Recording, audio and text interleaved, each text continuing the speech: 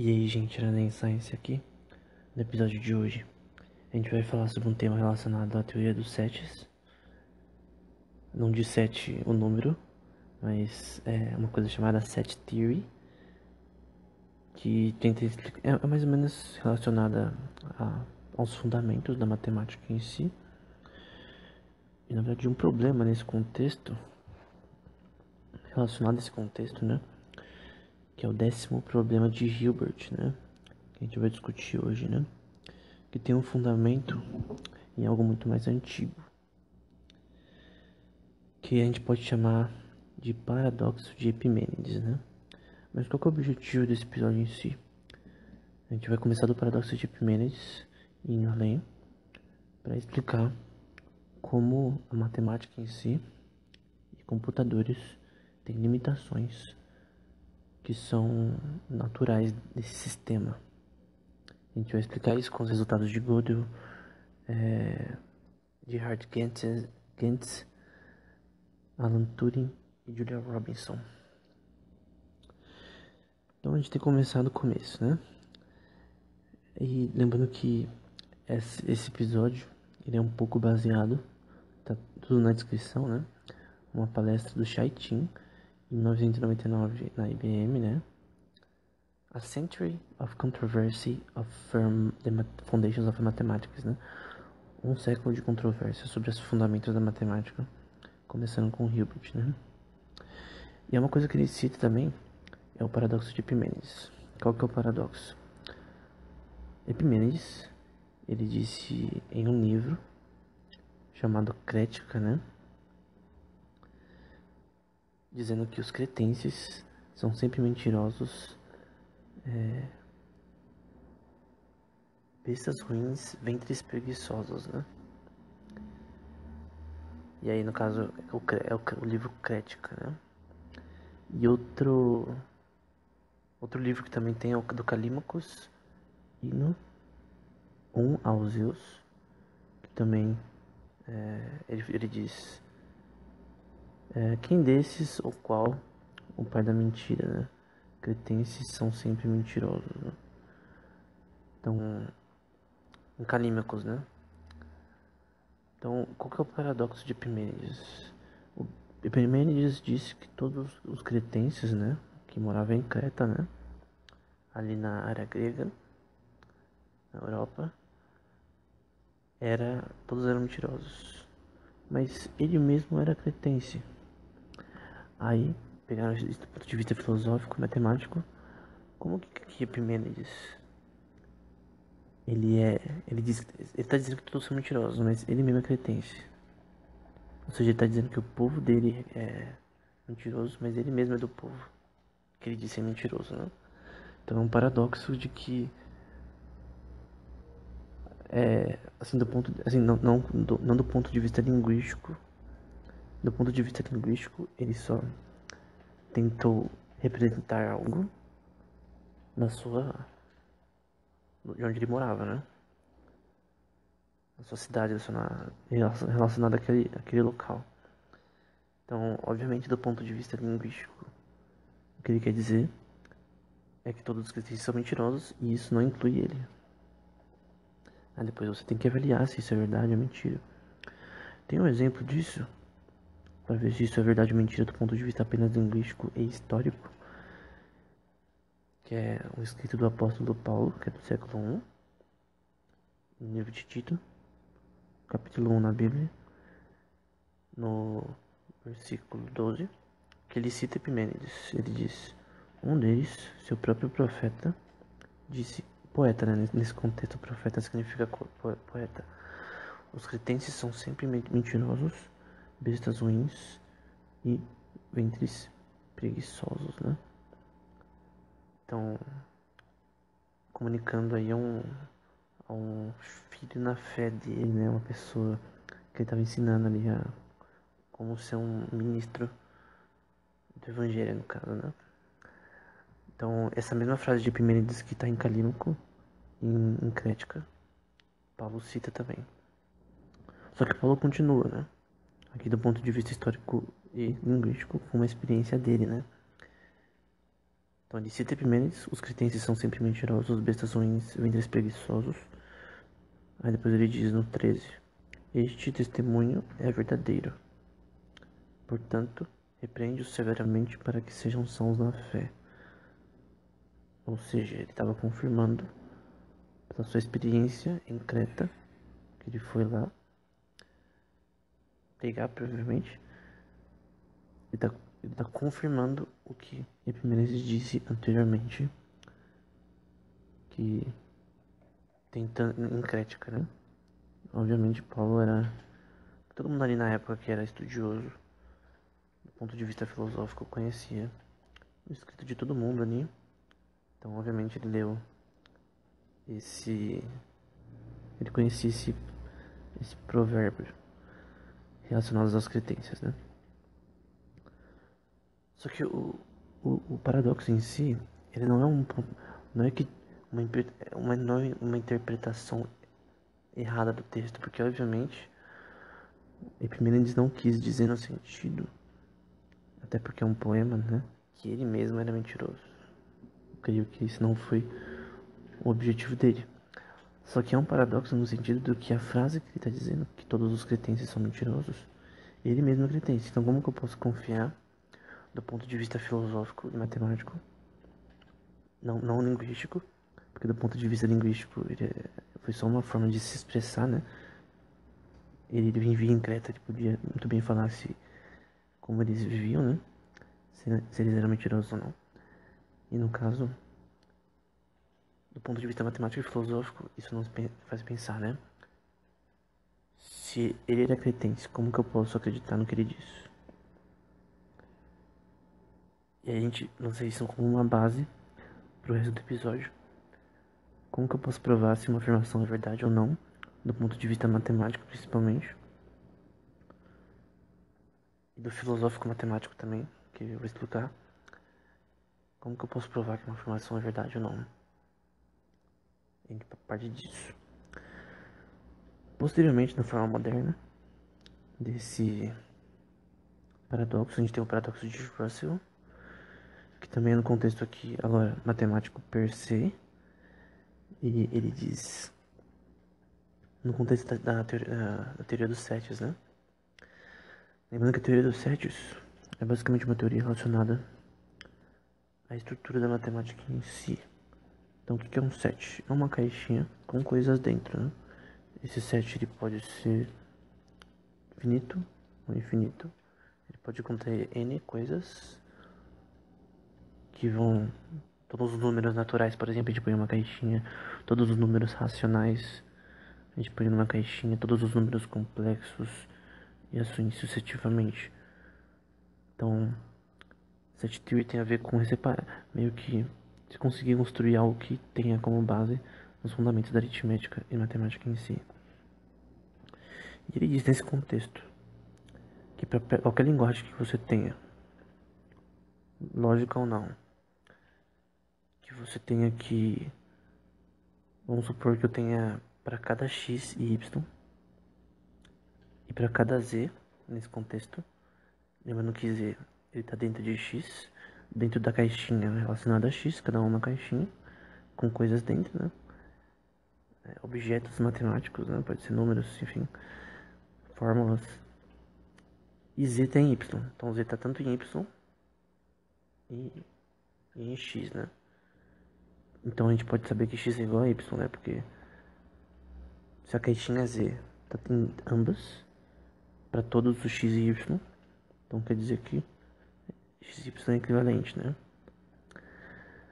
Para todo y e x, essas duas caixinhas, existe um y, né? Para todo x. Então isso significa que x está em y, né? A caixinha e x está dentro de y. E a gente pode fazer uma variável φ de x para determinar uma fórmula que tem nesse contexto. E aí vem a contradição, né? Dado esse sistema que eu falei, a gente tem que, nesse contexto, y, ele meio que vai estar entre aspas dentro de y. No sentido que a caixinha y, com objetos matemáticos, vai estar dentro dela mesma. E isso vai ser uma contradição. Então, de uma forma simples, obviamente de forma visual seria mais fácil explicar, né? Falando um pouco mais difícil. Mas o paradoxo de Russell diz que tem na matemática uma inconsistência em si nela, na teoria dos sets principalmente, em explicar a consistência dela. Que a gente pode acabar com contradições nos próprios axiomas da matemática. Nas próprias bases a gente tem contradições e essas contradições podem evoluir para coisas mais complexas. Quando você vai fazer uma prova matemática de um teorema, uma conjectura, que pode fazer você cair no paradoxo de Epimênides, de você dizer que todos os cretenses são mentirosos, mas você mesmo é cretense.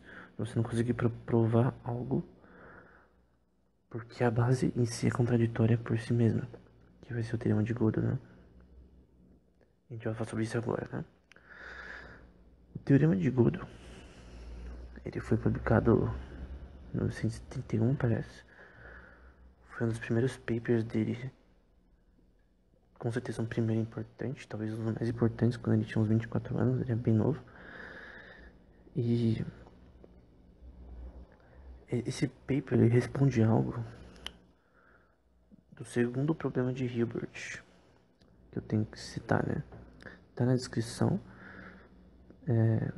uma palestra de David Hilbert, que foi um matemático muito importante para o século XX, talvez um dos mais importantes, que é uma palestra que foi dada no Congresso Internacional de Matemáticos em Paris, em 1900, em que ele postulou 23, ela está escrita também em inglês, 1902 foi publicado em inglês, está na descrição, você pode ler e tal, é de graça. Eu tô falando que é de graça porque tem vários artigos nesse contexto que são pagos, né, principalmente antigos. E ele postulou 23 problemas, depois teve 24, mas originalmente são 23 problemas que devem ser resolvidos na matemática, né? O primeiro, por exemplo, é a hipótese contínua, né? Continual hypothesis. E ela diz que no contexto da teoria dos sétios, né? Então lembra que um set é um conjunto, uma caixinha com objetos matemáticos, né? E vamos supor que a gente tem a caixinha de números reais e números inteiros, né? 1, 2, 3, assim sucessivamente, né? No que, então, os números reais, dentro do contexto deles, você tem os números racionais, os irracionais, como π, raiz quadrada de 5, 2, os números inteiros, que são menos 3, 9, 7, enfim, 10, e os números naturais, né? No caso, esse é o espaço que os números reais estão contidos, né? E a hipótese contínua diz que não tem. Então vamos supor que a gente tem um set, uma caixinha com os números inteiros, que é representada pela letra Z. A gente tem uma caixinha relacionada aos números reais como um todo. A gente não tem entre essas duas caixinhas um set que a cardinalidade dele, né, que é o que contém nessa caixinha, esteja entre eles dois, né? Então, é uma tese relacionada também a George Cantor, esse problema, né? Não, analisa piano de George Cantor, com relacionada também à questão do infinito, né? Então, por exemplo, 2 elevado ao infinito é um número, certo? Aí você pode dizer, mas infinito não existe. Isso daí é outro debate. Tem matemáticos que não acreditam que o infinito seja algo que deve ser usado de forma rigorosa no contexto da matemática. Até em cálculo, por exemplo, você aprende que, por exemplo, se você pega, vamos supor que é de 0 até 2 e eu quero entender a derivada de 0 até 2 nesse contexto, e você quer achar de 0 até 2 toda os pontos que ligam de 0 até 2, de A até B, né? E vamos supor que eu possa diminuir isso números irracionais o mais curto possível, né? Vamos supor que a gente transforma isso num círculo. E você concorda de 0 até 2, assim, de forma abstrata, tem um número infinito de números de 0 até 2, de números racionais, né? Do ponto de vista abstrato, né? Então, você tem um número infinito, de 0 até 2, de 0 até 1 também, de números racionais. Então, essa é uma coisa, né? Embora na topologia, por exemplo, esse número infinito, tem até um teorema relacionado a isso, que eu não lembro o nome, ele tem um limite do quanto você pode cortar um sistema topológico. Você não pode, vamos supor que eu tenho um sistema topológico de 0 até 1, que forma um anel. Você não pode separar as coisas deles diferencialmente de forma infinita. Tipo, diminuir o máximo possível. Porque pensa, se é de 0 até 1, vamos supor que quanto mais eu corto esse sistema de 0 até 1, que é infinito, entre aspas, mas é como se eu estivesse cortando. Vamos supor que seja uma folha de papel. Eu vou cortando, vamos supor que ela não acabe. Eu posso cortar ela infinitamente em vários pedacinhos pequenos, né? Pequeno, pequeno, pequeno, pequeno, pequeno, corto, corto, corto, corto. E eu posso cortar infinitamente, vamos supor. Tem um limite do ponto de vista topológico, né? Do ponto de vista físico, obviamente que tem, mas a gente tá falando de matemática, que é um pouco abstrata, né? Mas enfim, a hipótese contínua tem relação com isso, né? Também com o axioma da escolha. Vamos supor que eu tenho um número X de caixinhas que é infinito. Será que eu posso achar uma bolinha numa caixinha? Vamos supor que eu jogue randomicamente uma bolinha numa caixinha. E vamos supor que essas caixas infinitas, um número infinito de caixas da Amazon, por exemplo, vai. Eu vou esconder uma bolinha numa caixa em um galpão infinito, com um número de caixas infinito. Não importa onde eu jogue, você consegue achar essa bolinha? Quanto tempo você demoraria pra achar? É um problema, né? Então, essa hipótese que é primeiro problema de Hilbert tem a ver com isso, né? Não parece que ela tem solução totalmente ainda. Teve uma relacionada ao modelo do Zermelo-Fraenkel, dos axiomas da matemática que fala sobre isso, mas enfim. E tem outros problemas que o Hilbert falou, né? Por exemplo, o oitavo problema é a hipótese de Riemann. Outro daqui que não foi resolvido é o 13º. Resolver uma equação de sétimo grau usando funções algébricas de 2 parâmetros. Deixa eu ver outra que não foi resolvida também. A 16. Descrever as posições relativas de ovais, sistemas ovais, né? Originando de uma curva geométrica real algébrica. Também resolvido, né? E tem alguns que foram resolvidos, como, por exemplo, o terceiro. Então, dado um objeto geométrico chamado polihedron de volume igual, é sempre possível cortar ele de um até infinitos pedaços, né? Também polihedrais, que pode ser depois juntados, né? Para ter um segundo, né? E aí, no caso, mostraram que não tem como você pegar esse objeto tridimensional, cortar de uma forma infinita, né? E depois reconstruir. Enfim, você corta de forma em polihedros também. Não tem como você fazer isso, provou, né? O que Gödel provou é o segundo problema de Hilbert. Prove que os axiomas da aritmética são consistentes. E isso é um dos axiomas talvez que Hilbert mais gostava, porque ele tinha essa ideia de fazer a matemática ser consistente, provar que ela é consistente e meio que fazer um modelo matemático que poderia ser usado por todos os matemáticos do mundo.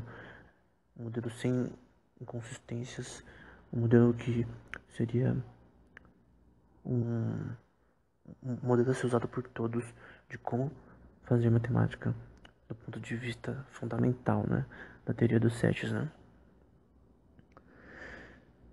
E isso tem a ver também com metamatemática e category theory. Eu não sei se em português é teoria das categorias. Category theory é uma teoria relacionada a você separar campos da matemática e explicar eles com functors. O que é functor? É um mapa que ele tem um significado matemático também. É um mapa de uma categoria entre outra. Então, por exemplo, uma das categorias é cálculo. Topologia é uma categoria. Funções algébricas é uma categoria. Enfim, assim sucessivamente, né? E aí, você, por exemplo, quer fazer um mapa de funções algébricas para topologia, usando um functor, né? Então, um mapa que é relacionado a isso, né? Que a gente tem como definição na topologia algébrica, que é um tema da matemática. Tem livros, textos de faculdade que você aprende sobre isso. Por exemplo, um grupo. Um grupo na matemática é como se fosse uma caixinha, só que ela contém coisas relacionadas a um sistema. Por exemplo, o grupo de Poincaré e o de Lorentz são caixinhas de funções matemáticas com relação à relatividade. Então, elas explicam como uma partícula de luz travega por aí, né? Viaja por aí.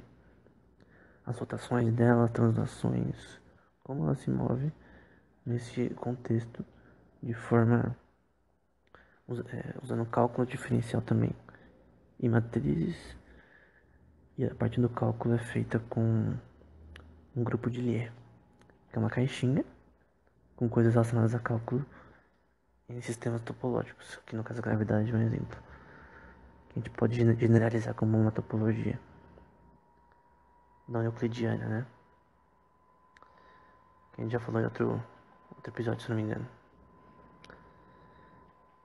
Então, no caso, o que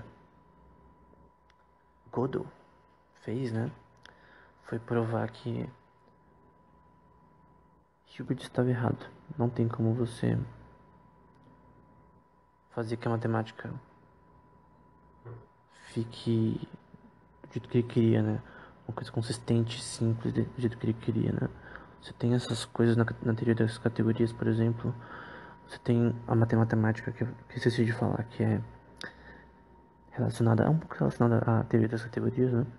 A explicar logicamente como a matemática funciona no contexto da teoria dos sets, né? Como ela funciona do ponto de vista geral. As funções dela, no caso, né? Então, no sentido, seria como você ter um sistema formal de axiomas que consigam explicar como as coisas funcionam, no geral, na matemática, e ela é muito relacionada à teoria das categorias. Então, como você pode explicar as coisas de uma forma geral, né? Extremamente generalizada, né? Isso que é matemática. O que pode ou não ser feito pela matemática também. Também é uma coisa da matemática. O que Gödel mostrou é que a matemática em si, qualquer modelo matemático, ele é, por natureza, inconsistente. O que significa isso na prática, né? A definição aqui do dicionário de Stanford relacionada a isso diz o primeiro teorema, né? E foi um paper publicado em 1981, tá na descrição. O primeiro teorema da incompletude de Gödel diz que qualquer sistema formal matemático F, dentro do qual existe um conjunto de ações aritméticas, né? Que todas as coisas que você pode falar usando essa aritmética, provas matemáticas e tal, de F, não pode ser nem provadas ou desprovadas em F. Ou seja, qualquer sistema, e ele prova num paper enorme. Eu tenho que dizer que é difícil de entender, principalmente a versão em alemão. As versões em inglês que tá na descrição são mais fáceis porque eles colocaram uma notação mais moderna. Aí dá pra entender. Aí em alemão é difícil. A parte de matemática é muito complexa. Porque não faz. Tipo, a forma moderna de entender é melhor. É mais simples. É quase legível a forma que ele faz, né? Mas enfim. É enorme. O paper é bem. Eu tenho que dizer que é bem complexo. Mas a versão em inglês é melhor. E aí, no caso, qualquer modelo matemático, qual seja, ele é por si mesmo inconsistente. Ele prova isso usando a teoria dos sets, né? Usando esse, algo nesse contexto. E o segundo teorema diz que qualquer modelo matemático, seja qual for, ele não pode ser provado inconsistente. Quer dizer, ele não pode ser provado ser consistente por ele mesmo. O que significa ser consistente? É você conseguir provar tudo com ele. Então qualquer coisa que eu te peça, eu quero saber se tal problema matemático ele é resolvível ou não. Aí você vai lá na máquina, por exemplo, e põe, sim, é resolvível. Ele lá mostra, né? É resolvível ou não. Então isso não pode ser feito, né? Isso também é relacionado ao décimo problema de Hilbert, né? Dado o número de equações diofantinas, que eu vou explicar com mais detalhes já já, me fale se você consegue achar uma solução para elas com números inteiros ou não. A resposta desse problema é que não, é impossível. Então a matemática não é tão simples assim. E tem uma inconsistência nela que é natural, né? Alguns dos modelos axiomáticos são os axiomas de Peano de Zermelo Fraenkel, que é o ZF, né? Adicionando o axioma da escolha ao ZFC. Eu já falei desse outro podcast. O do Von Neumann Bernays Gödel, que é o NGB. Marcel Cayley, MK. Tarski, Grothendieck, TG, entre outros, que são conjuntos de axiomas, né? Pensa numa caixinha, pensa numa prancheta, que tem todos os dados básicos da matemática em si, por exemplo, os axiomas de Peano. A mais B igual a C, aí você tem que A vezes B igual a B vezes A, e assim sucessivamente, né? Os axiomas de Peano, no caso. E uma coisa mais formal disso, aqui do Wolfram Matchword, dos axiomas de Peano, 0 é um número, o primeiro. Segundo, se A é um número, o sucessor de A também é um número. Se A é 2, o sucessor vai ser 3, por exemplo. 0 não é um sucessor de um número, seja um ponto neutro nesse contexto, né? Entre números negativos e positivos. Dois números de qual tem que tem sucessores, né? São iguais.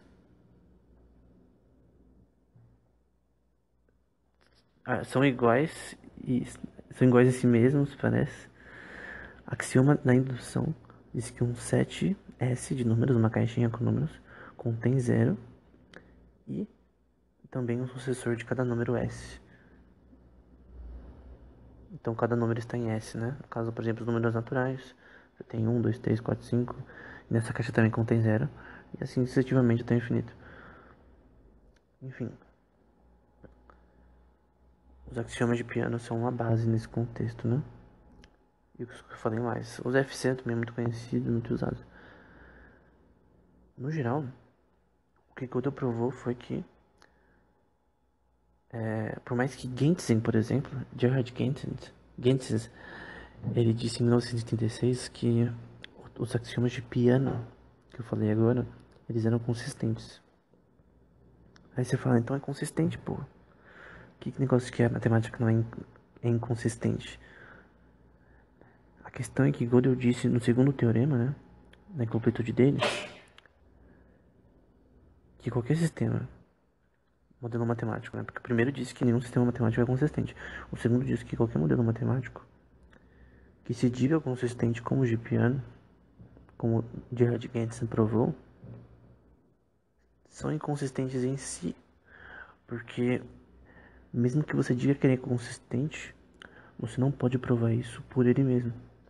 Ou seja, se você pegar o axioma de piano, que é provado que é consistente até certo ponto, usando ele mesmo por si só, você não pode provar isso. Ou seja, na prática, a aplicação disso, você não pode fazer uma máquina, por exemplo, que pode provar todos os teoremas possíveis com os axiomas de piano. Você não pode provar. Tipo, você pode provar algumas coisas. Você pode provar que A vezes B igual a B vezes A. Você pode provar que 1 sobre X vai ser igual a 1 sobre Y. No caso, você pega uma fração que seja igual a outra fração, por exemplo. Enfim, assim sucessivamente você pode provar coisas. Porém, por mais que você consiga provar que um sistema é consistente, você não pode, com esse sistema consistente, provar qualquer tipo de coisa.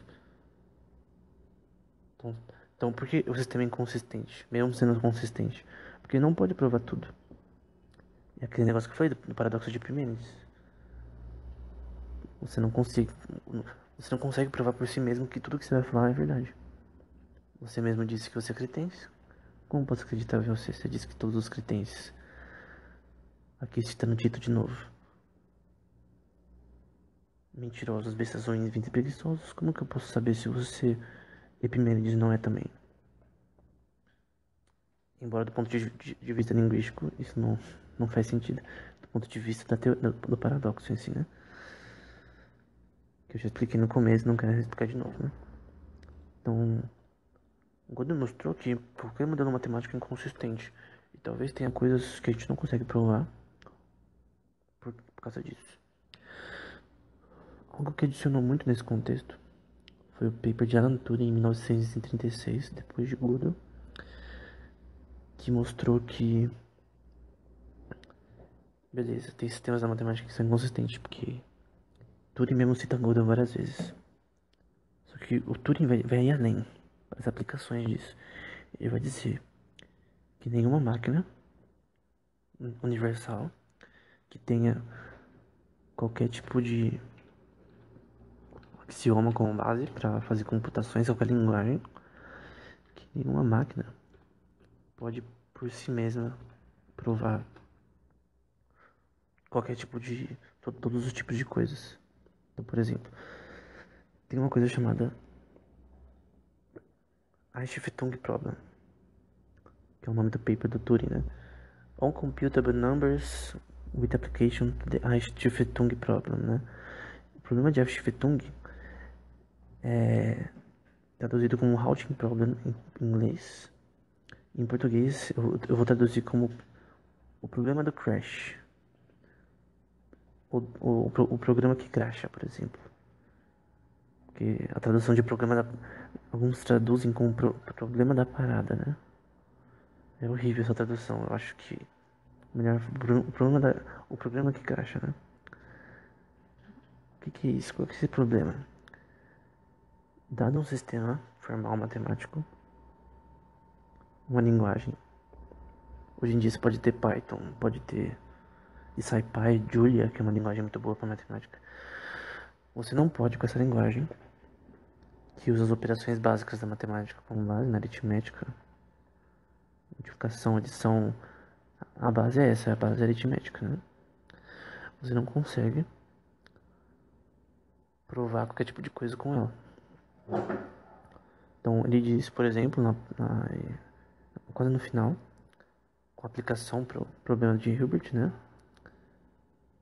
Que se você tem um sistema chamado Lambda Calculus, por exemplo, que é um sistema formal para fazer computações. Então, você não consegue, dentro desse sistema, provar todas as afirmações que você quer. Você não consegue provar, por exemplo, que esse problema de quando um computador vai crashar depois de rodar um programa. Você não consegue provar que para todos os problemas matemáticos você consegue analisar quando o programa vai crashar, quando ele vai parar de funcionar. Então, por exemplo, vamos supor que você quer provar um problema matemático, por exemplo. Difícil, como os problemas NP-complete. São problemas matemáticos que são muito difíceis. Pode ser um problema exponencial também, que é mais difícil ainda. Então, exemplos de problemas exponenciais. Talvez um exemplo legal seja simulação de buracos negros, né? Tem um paper do Leonard Susskind que eu vou deixar na descrição, que diz que buracos negros crescem de forma exponencial em complexidade ao longo do tempo, desde sua criação, né? Então, são problemas extremamente complexos, né? NP-complete são problemas como dado o número de cenários com um orçamento X, me mostre um caminho mais rápido entre essas cidades, né? Se for 10 cidades, você consegue resolver no computador facilmente, né? Qualquer algoritmo. Mas para 10 elevado a 1 milhão, a 2 milhões, o negócio fica mais complexo. E aí você não consegue achar uma solução rápida. Então, problemas NP-complete, você consegue achar uma solução. Que existe uma solução rápida, provar que existe uma solução rápida, mas não resolver de forma rápida. Então, essa questão de você ter a parte que você prova, que o seu algoritmo pode dizer que tem uma solução. É uma primeira parte. A segunda parte aqui, o tempo que leva, né? Que é mais difícil. Mas a questão é que o problema que Turing cita é de dizer se pode ser resolvido ou não. Que é a primeira parte, né? E no caso, ele provou no artigo dele que não é possível. Qualquer sistema matemático formal, você não consegue resolver todos os problemas possíveis e inimagináveis com uma bala de prata. Que tipo assim, você roda o programa e me fala se esse problema matemático pode ser resolvido ou não. Sim ou não. Um exemplo prático disso é o 10º problema de Hilbert, que diz que encontre um algoritmo para determinar se um polinômio Diophantino com coeficientes inteiros tem uma solução com números inteiros. A Julia Robinson fez algo relacionado a isso, que também é relacionado à tese de Turing-Gödel. Então, exemplos de equações diofantinas, por exemplo. Ax mais by igual a c, x ao quadrado menos y ao quadrado é igual a mais ou menos 1, x elevado a 4 mais y elevado a 4 mais z elevado a 4 é igual a w elevado a 4. Enfim, você tem sempre uma associação de variáveis, né? Que é igual a outra variável, como tem um relacionado ao teorema de Fermat, que é x elevado a n mais y elevado a n é igual a z elevado a n. Enfim. Essas são equações diofantinas. Tem até um post do Jorgen Weisdal no Medium, né? Que mostra algumas equações diofantinas famosas, né? Como a de Hardy-Ramanujan, w elevado a 3 ao cubo, mais x elevado ao cubo igual a y elevado ao cubo, mais z elevado ao cubo. Entre outras aqui, como a do Fermat também. A de Pell, né? A equação de Pell, x ao quadrado menos n y ao quadrado é igual a 1. Enfim. E aí ele fala, né? Como você vai resolver uma equação diofantina. Vamos supor que você tenha 5x mais 25y igual a 200. E aí você quer resolver isso usando MCD, né? Maior divisor comum. E aí você vê que é 5. E aí se divide tudo, fica x mais y mais 5y igual a 40, né? Porque 5 dividido por 5, x, né? Vai dar 1, x. E 25 dividido por 5 vai dar 5, que é o maior divisor comum entre eles, né? Que é o algoritmo de Euclides, né? para o maior divisor comum. E aí, no caso, a equação original era 5x mais 25y igual a 200, vai ficar x mais 5y igual a 40, né?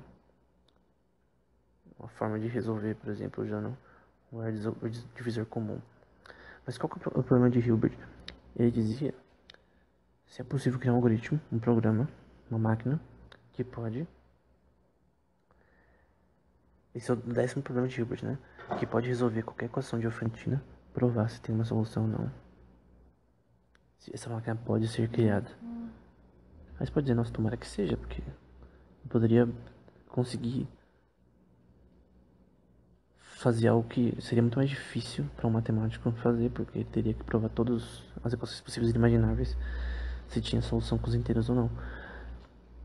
E é isso que o Hilbert queria fazer, ele queria um jeito de resolver as coisas facilmente, né?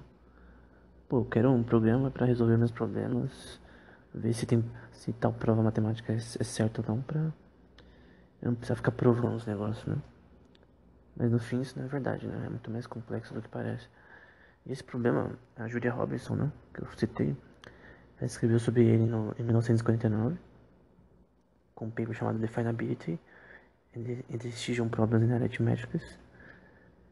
E ela escreveu muito nesse tema, né? Tem outro paper também, que é o 1961, The Decision Problem for Exponential Diophantine Equations. Então, um problema da decisão para equações diofantinas exponenciais. Também sempre com essa questão de que não pode ser resolvida. Só que só foi somente Matišević, o teorema de Matišević, que essa equação foi finalmente resolvida, né? E sobre isso ela vem dizer, ela que foi uma mulher extremamente importante para a matemática, foi até presidente da Mathematical Society dos Estados Unidos e membro da National Academy of Science, talvez a primeira mulher a ser isso. Ela disse sobre Matišević, né? Citando a biografia dela aqui. Agora eu sei que é verdade. É lindo, é maravilhoso.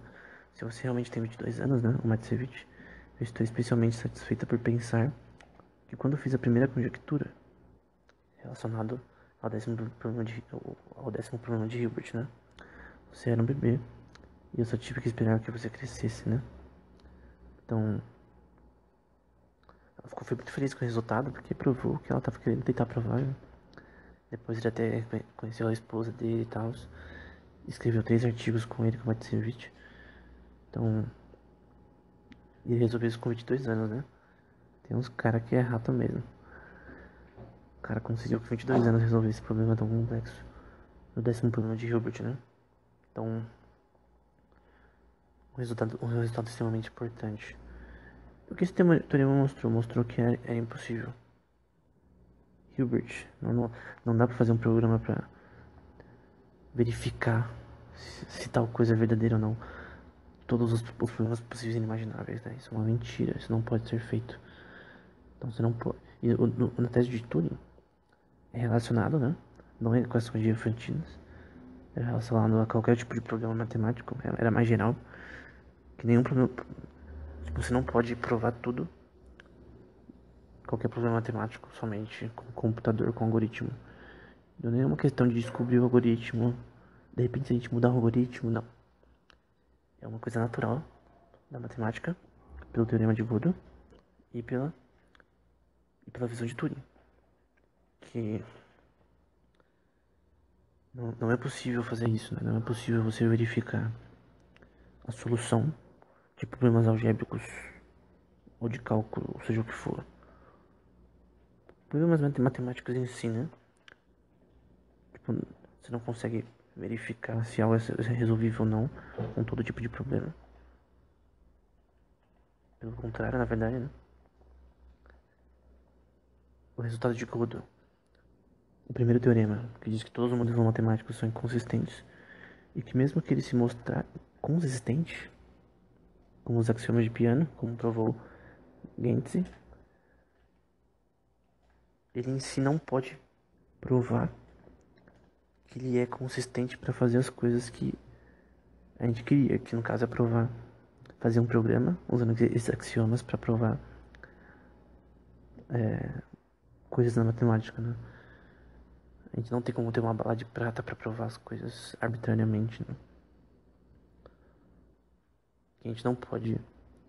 A matemática é inconsistente no sentido de que tem coisas que ela mesma não pode explicar de uma forma tão trivial quanto alguém ia querer, né? Que tem uma inconsistência nela natural. E essa consistência não pode ser anulada, né? Aí alguém pode dizer, pô, mas talvez alguém crie um modelo de axiomas que seja que, que viole o teorema de Gödel. Assim, é que o teorema dele aplica para todos os modelos. De novo, os de piano parecem ser inconsistentes, né? Os axiomas de piano básicos, né, da aritmética. A mais B igual a C, A vezes B igual a B vezes A, e assim sucessivamente. Será um número, blá blá blá. Eles são consistentes. Mas mesmo eles sendo consistentes, não dá pra provar tudo com eles. Não dá pra você fazer o que Hilbert queria, né? De ter uma máquina pra provar todos os tipos de coisas, né? Como o 10º problema de Hilbert que a gente falou. Então, no final, Gödel resolveu o segundo problema de Hilbert. Turing expandiu ele de uma forma muito maior. Obviamente, Hilbert não ficou feliz com isso, porque ele queria um resultado diferente. Ele queria dizer que matemática é consistente. E o da Robinson e do Matsevich só aumentaram mais ainda, que mostraram que também o 10º problema de Hilbert não tinha como você fazer um algoritmo para provar se você tinha solução para N equações diofantinas, né? Talvez para uma ou outra você consiga, mas não para todas. Então é uma coisa mais geral, né? Que é a ciência da matemática. Que tem a ver também com ciência da computação. Tudo tem, na matemática tem a ver um pouco com ciência da computação de certa forma. Então, para terminar, a gente citou o teorema de Epimênides, né? O paradoxo. Todos os que você tem são mentirosos. Mas como eu posso acreditar se é verdade se ele mesmo era mentiroso? Então eu posso afirmar isso no modelo matemático. Como eu posso afirmar que o modelo matemático está dizendo a verdade se ele mesmo é inconsistente? Aí eu tenho que analisar, né? Por exemplo, eu vou tentar abstrair de uma forma, falar de uma forma abstrata, que no texto de Paulo aqui, ele chega dizendo no versículo 13, depois de citar Epimênides, né? Que o testemunho dele era verdadeiro. Então tem como você... Isso do ponto de vista linguístico e histórico. Mas eu vou fazer uma abstração, uma viagem aqui. No caso, mesmo que o modelo matemático seja inconsistente, eu posso fazer provas matemáticas que funcionem e que são verdadeiras. Isso demanda uma lógica por trás. Então eu posso provar coisas na matemática normalmente, por mais que ela seja inconsistente. Então provas na topologia, provas na teoria dos números. Em todas as áreas a gente testa as coisas com provas matemáticas que são verdadeiras. Mas no aspecto geral da matemática, tem coisas que talvez não sejam prováveis por ela ser inconsistente, mas ela ser inconsistente não significa que ela não seja útil ou que ela não funcione. Só que no aspecto geral, ela tem inconsistências. Então é isso, não é pra ficar triste que a matemática não funciona, não. Isso não é verdade. Ela só diz que não é consistente, né? Isso só faz a gente ter que ser mais rigorosos na forma que a gente possa explicar as coisas nas nossas provas. Ao ponto de alguém pode tentar dar uma prova matemática de algo que pareça correto, mas não é. De repente a forma que ele falou, que se expressou. De repente alguém olha posteriormente e fala, pô, essa prova matemática não tá correta. Eu pensava que tava, mas não tava. Porque até é subjetivo isso, né? Mas era isso, né? Então, até o próximo episódio. Referências como sempre na descrição.